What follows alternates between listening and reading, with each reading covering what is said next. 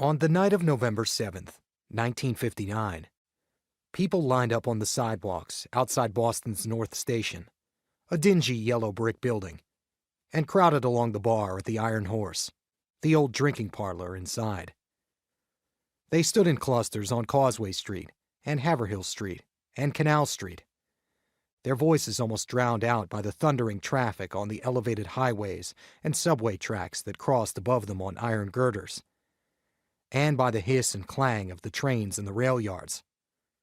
The citizens of Boston had much to debate that evening. In Washington, D.C., Charles Van Doren, the 33-year-old Columbia University English professor,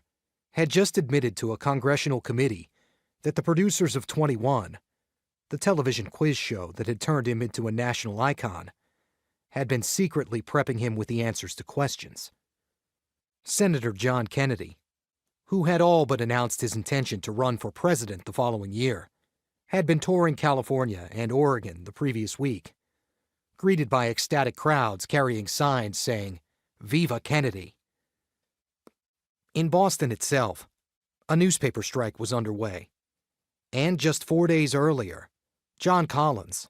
the Suffolk County Register of Probate and a victim of paralytic polio who was confined to a wheelchair, had defeated Senate President John Powers for the Boston mayoralty. It was a stunning upset, brought about by an FBI raid on the headquarters of a gambling syndicate just 100 yards from the East Boston Police Station, and resulting in charges of widespread corruption in the city's government. But the topic that consumed the crowds around North Station was neither the television scandal, nor the impending administration of John Collins, nor the presidential prospects of a young Irish-American Catholic.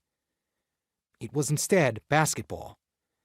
specifically the game scheduled that night between the Boston Celtics and the Philadelphia Warriors,